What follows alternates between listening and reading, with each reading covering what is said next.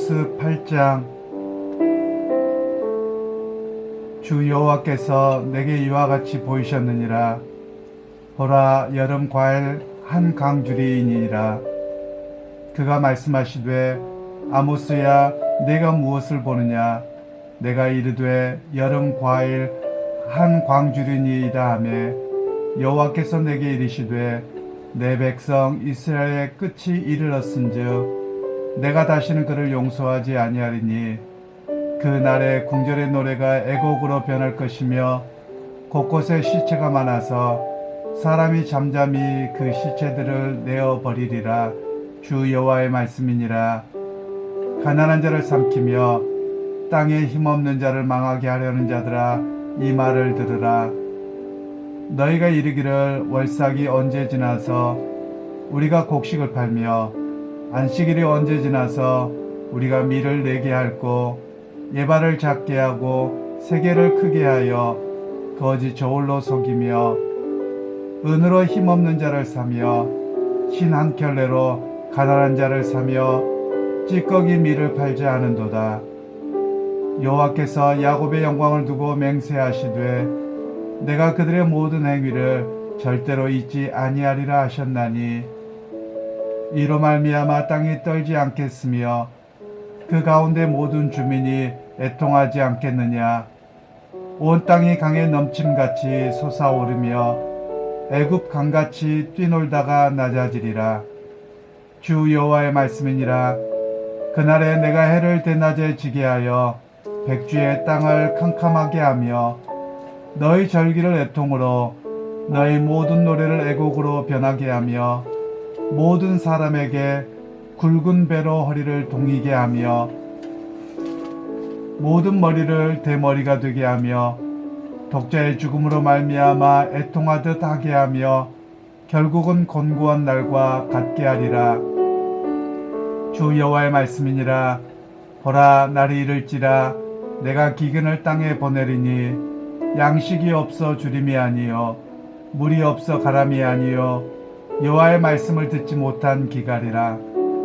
사람이 이 바다에서 저 바다까지, 북쪽에서 동쪽까지 비틀거리며 여호와의 말씀을 구하려고 돌아다녀도 얻지 못하리니, 그날에 아름다운 처녀와 젊은 남자가 다 갈아여 쓰러지리라. 사마리아에 죄된 우상을 두고 맹세하여 이르기를, 다나 내 신들이 살아있음을 두고 맹세하노라 하거나 브엘세바가 위하는 것이 살아있음을 두고 맹세하노라 하는 사람은 엎드러지고 다시 일어나지 못하리라.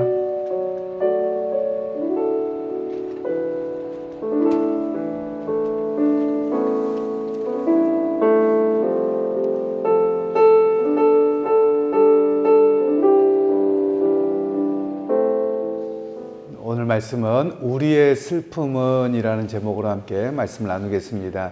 오늘 본문에서는 이제 한 가지의 환상을 먼저 주님께서 말씀하시는데, 1절에서 3절은 여름 과일 한 광주리에 대한 환상을 보여주십니다. 이 말씀은 어떤 것이냐면, 무르익은 여름 실과를 따서 한 광주리로 들고 가는 것처럼 이제 마치 너희 이스라엘 백성들의 죄악이 무르익어서 너희를 다 떼어내는, 즉 너희에 대한 심판이 반드시 임할 것이다, 이런 이야기를 주님께서 말씀합니다. 우리는 성경을 이렇게 갖고 있습니다. 그래서 참 유익한데, 그것이 무엇이냐면 우리는 역사 뒤에 살아갑니다.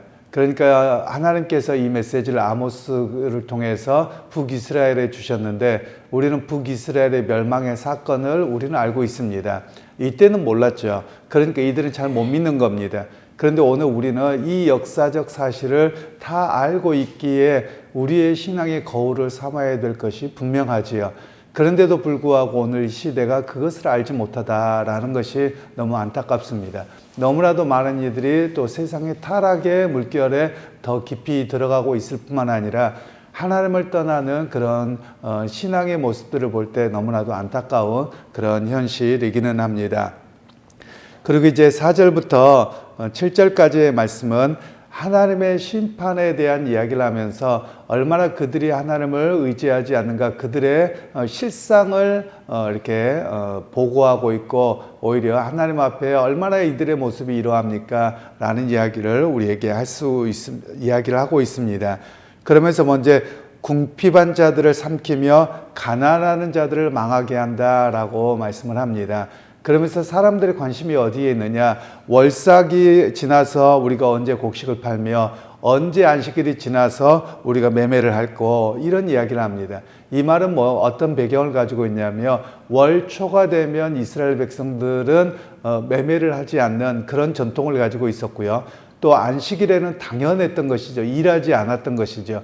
그런데 이 사람들의 무엇에만 관심이 있느냐면, 눈치를 보면서 야, 이거 빨리 언제 지나가서 빨리 장사하고 빨리 먹고 살기 위해서 뭘 해야 되는데, 여기에만 마음이 팔려 있었다라는 겁니다. 그러니까 오히려 하나님의 말씀을 지킴에 대한 관심은 없고, 이거 빨리 끝나고 그 다음 뭐 해서 우리 얼른 부자가 돼야 되고 우리 먹고 사는 거 마련해야 되는데, 여기에만 마음이 팔렸던 그들의 실상을 이렇게 보고하고 있는 내용입니다. 사실 오늘 이 말씀도 우리에게 이렇게 적용하지요. 주일이라고 하는 날, 여러분 정말 귀한 날입니다. 예배 드리는 게 우선입니다. 그런데 우리는 어떤 모습이냐면, 예배 빨리 끝내고 뭘 할 일이 먼저 이렇게 마음을 사로잡고 있는 거예요. 바로 이런 모습들이 하나님의 심판을 부르는 모습이라는 겁니다. 그러니까 우리의 신앙에 있어서 주일날 예배 드림이 우선입니다. 그런데 예배 드리고 가서 밖에 가서 뭐 해야 되고 이렇게 마음이 팔려 있다라는 것은 사실은 예배를 중요하게 여기지 않는다는 겁니다. 왜냐하면 이게 더 중요하거든요. 예배는 형식에 불과합니다. 얼른 하고 다른 거 치워야 되겠다. 그래서 예를 들면 목사님의 설교가 길어졌다, 예배 순서가 좀 길어졌다, 그러면 막 안절부절 못하는 겁니다. 못 견디는 겁니다. 또 예를 들면 차를 빼야 되는데 차를 빨리 빼서 어디 가야 되는데 이게 막 이제 마음이 조급한 것이죠. 사실 이런 모습에 대한 이야기로 우리에게 적용이 되어지는 겁니다. 주일은 다른 날이 아닙니다. 주일에는 어떤 그날보다도 하나님을 예배하는 게 우선입니다. 그게 중요한 겁니다. 그래서 그걸 먼저 해놓고 나서 다른 것들을 뒤로 미뤄야 되는데, 우리는 예배는 드려야 되겠고 딴 일은 해야 되겠고, 그러니까 예배 빨리 끝나고 뭘 해야 되겠다, 마음은 다 빼앗겨버린 거예요. 그래서 오늘 우리에게 이런 문제를 지적할 수 있는 것입니다. 물론 이 말씀들을 이렇게 하자면, 구체적으로 적용을 하자면, 교회 안에서 봉사일도 중요합니다. 근데 봉사일보다 더 중요한 건 예배가 중요합니다.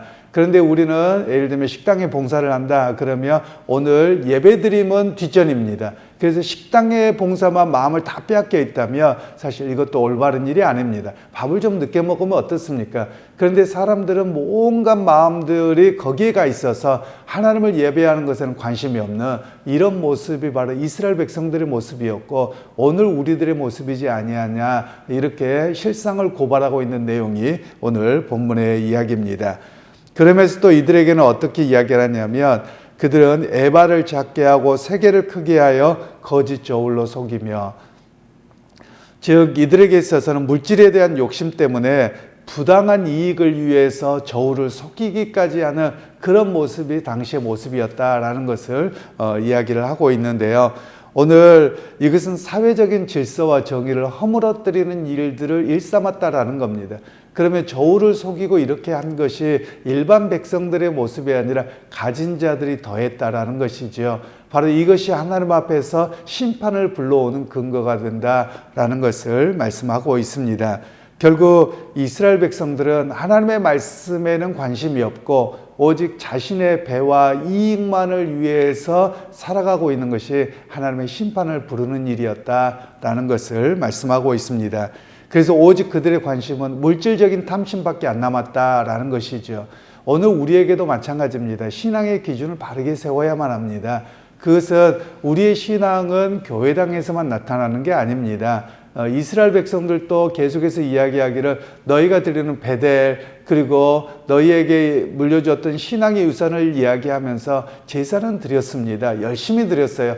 그런데 그들의 문제는 삶의 자리에서 신앙이 무너졌다라는 겁니다. 즉 물질적인 탐욕, 채우는 것, 여기에만 관심이 있으니 사실은 하나님의 말씀을 교회당에다만 가다 놓고 당신은 성전에다만 있고 삶의 자리에서 없었던 그런 이야기를 말씀하고 있는 것입니다. 그래서 믿음이라고 하는 것은 무엇이냐? 믿음은 예배당에서 말씀을 듣고 신앙생활로 시작되어지지만 결국 믿음의 완성은 삶의 자리에서 완성되어지는 겁니다. 그러니까 우리의 말과 행동과 살아가는 그 모든 것 속에서 우리가 그렇게 살아내는 그런 말씀이라는 것이죠. 예를 들면 우리가 이렇게 이야기를 할 수 있습니다. 삶의 자리에서 믿음을 지키고 살아가는 게 무엇이냐라고 이야기를 하면 많이들 어려워하는 것 같습니다. 그런데 우리가 세상에 살아가면서 믿음의 가치를 따라 살아간다는 것은 비록 내가 이렇게 하는 것이 물질적으로나 뭐가 될 게 뻔히 보입니다. 그런데 하나님의 말씀에 금하고 있으면 그걸 안 하는 겁니다.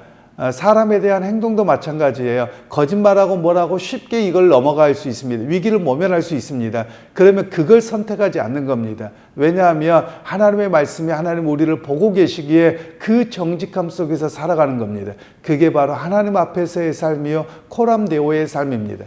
그런데 실상의 사람들의 모습을 보면 교회당에서는 열심히 기도를 했는데 밖에 나가서 이익이 안 되고 어려울 것 같다. 그럼 금방 거짓말해 버립니다. 예를 들면 뭐 간단하게 이야기하면 이럴 수도 있죠. 요즘에는 교통경찰관이 이렇게 잡지 않습니다만 과거에는 뭐 어디를 가다가 돌면 아니 나 파란불에 갔어요. 아니 뻔히 보이는데도 불구하고 그렇습니다. 그래서 우리가 이게 일상이 되어버려 있는 거예요. 이런 실제적인 모습에서 이건 내 실수고 또 이게 내 잘못입니다 라고 이야기를 할 수 있어야 되는데 그렇게 하지 않고 있는 겁니다. 왜 그러냐? 나에게 벌금이 날라오는 게 무서운 거거든요. 하나님보다 벌금이 무서운 것 같아요. 그런 삶이 오늘 우리의 삶이 되어버려 있다는 겁니다. 그래서 한국 사회가 엉망이 되어가고 있다라고 이야기를 할 수 있는 겁니다. 왜냐하면 경제적인 이익과 관련되어지면 양보하지 않습니다. 그리고 자기 목소리밖에 없습니다. 사실 그리스도인이라고 하는 것은 내가 믿는 그 주님 앞에서의 삶을 살아드려야 되는데 그게 점점점 무너지는 겁니다. 그리스도인들이 정말 많습니다. 그러면 소금과 빛의 역할을 감당하고 세상을 더 깨끗하게 하고 세상에서 원칙과 이런 것들이 되어져 가야 되는데 날이 갈수록 한국 사회가 그렇게 가지 않습니다. 그러면 이게 무엇 때문이냐? 하나님의 말씀을 자신의 삶으로 적용하지 않는 겁니다. 예배당에서 설교를 듣고 아멘 할렐루야 귀에 좋은 소리다 라고 듣고 나가면서 문제가 돼버리는 겁니다. 어제도 이렇게 뭐 노예의 일이 있어서 이렇게 좀 말씀들을 나누고 이랬는데 교인들 중에 그런다는 것이죠. 예배 잘 드렸습니다. 그런데 나가면서 주차장에서 싸우고 나간다는 거예요. 차 빨리 안 빼준다고 소리 지르고 뭐 이러고 나간다는 거예요. 그래서 아니 은혜 받고 말씀 붙들고 그렇게 나가는데 이게 뭐 하느냐는 것이죠. 이게 실상의 모습이라는 거예요. 그러니까 예배당에서 귀에 듣는 말씀만 아멘 할렐루야지 사실은 삶 속에서 하나님의 말씀을 따라 살아가지 아니하는 것이 오늘 우리의 실상의 모습이라는 겁니다. 바로 이스라엘 백성들의 그 모습을 하나님은 지적하고 계셨던 내용이고 그것 때문에 심판을 불러왔다라는 것을 말씀하고 있습니다.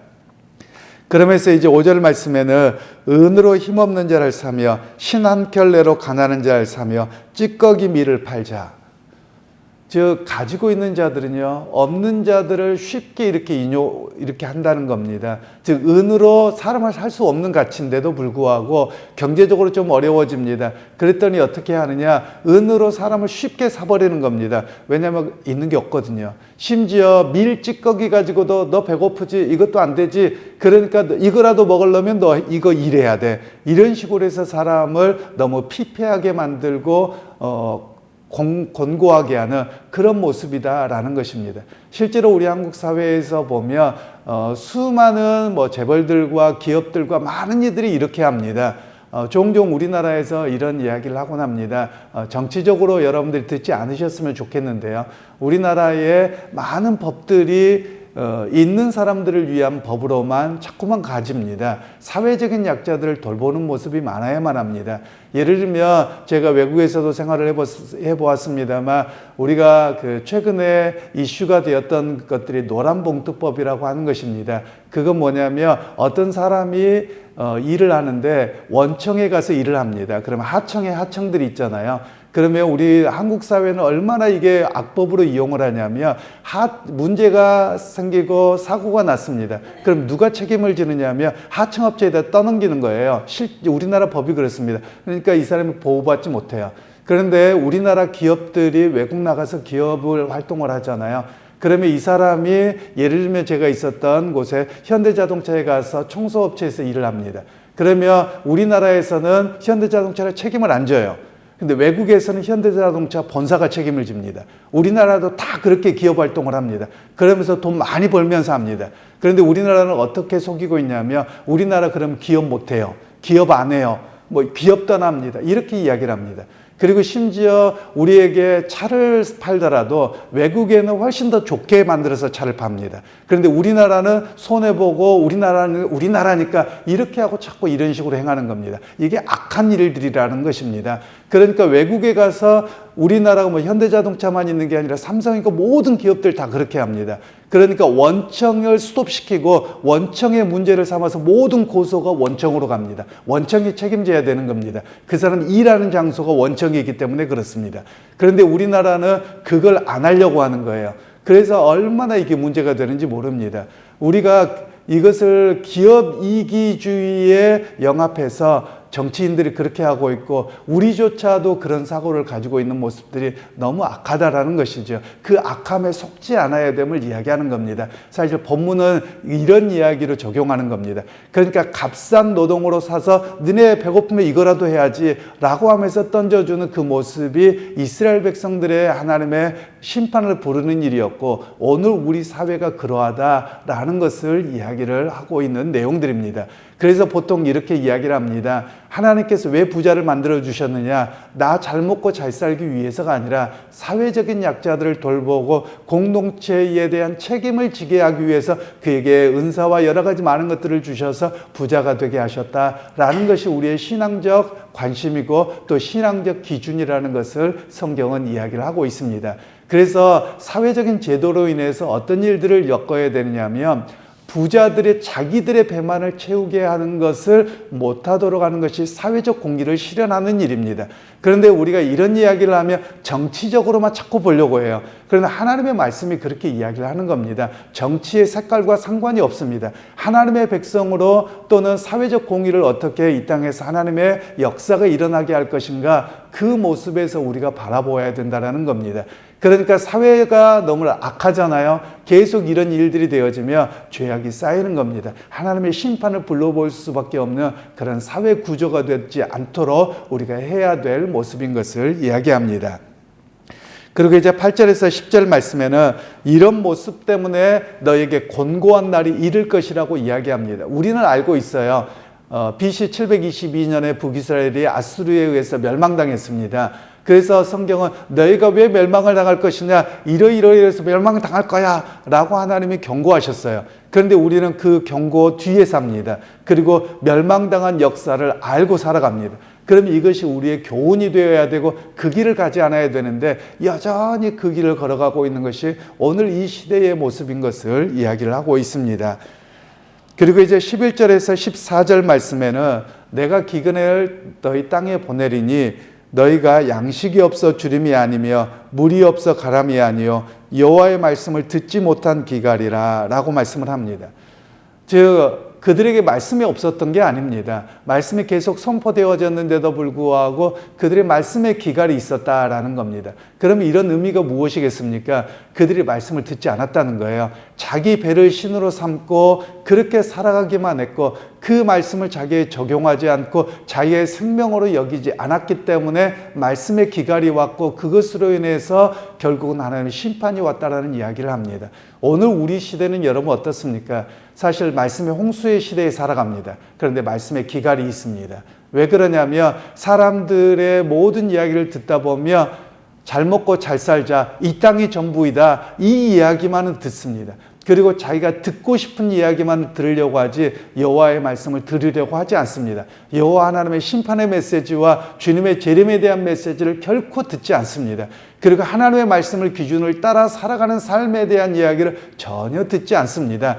그러니까 특히 오늘날과 같이 인터넷이 발달하고 유튜브가 발달한 시대에 모두가 다 설교 얼마든지 들을 수 있습니다. 그리고 옛날 것도 얼마든지 들을 수 있고요. 그런데 사람들이 어떻게 듣느냐? 자기 귀에 듣기만 좋아하는 그런 이야기를 듣는 시대가 되어버렸습니다. 어찌 보면 말씀의 홍수 시대에 말씀의 기근이 더 심한 시대가 바로 오늘 우리 시대의 모습이다라고 정의를 할 수 있겠습니다. 그러면서 오늘 우리가 기억할 일이 있습니다.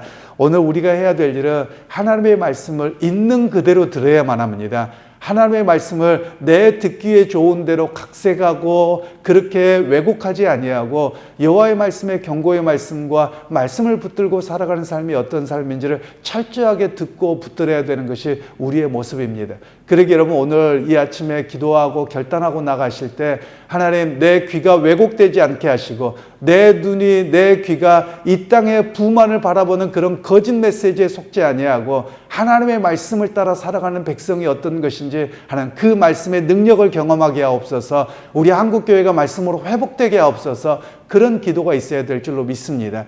그래서 여러분 이 땅에서의 참 말씀의 홍수시대의 기근을 경험하는 것이 나 때문이 아니라 내가 그 말씀을 바르게 듣고 그 삶을 하나님 앞에 기쁘게 살아드리는 그런 믿음의 성도들이 다 되시기를 소원합니다. 그래서 말씀의 능력을 경험하고 살아가는 믿음의 성도들이 다 되시는 오늘 하루의 삶이 되기를 주님의 이름으로 축복합니다. 하나님 아버지 오늘 또 이 시대를 바라보면 마치 북이스라엘이 멸망했던 그 시대보다 더 악한 시대를 우리가 살아가고 있습니다. 예수 믿는 이들이 이렇게 많음에도 불구하고 사회는 점점 더 악해져 가고 더욱더 사회는 더욱더 이 세상에서 배를 자기의 신으로 삼는 시대로 더 가고 있습니다. 우리가 말씀을 따라 살아가지 아니하며 말씀의 기근을 겪고 있기 때문인 것을 하나님 우리에게 깨닫게 하셨습니다.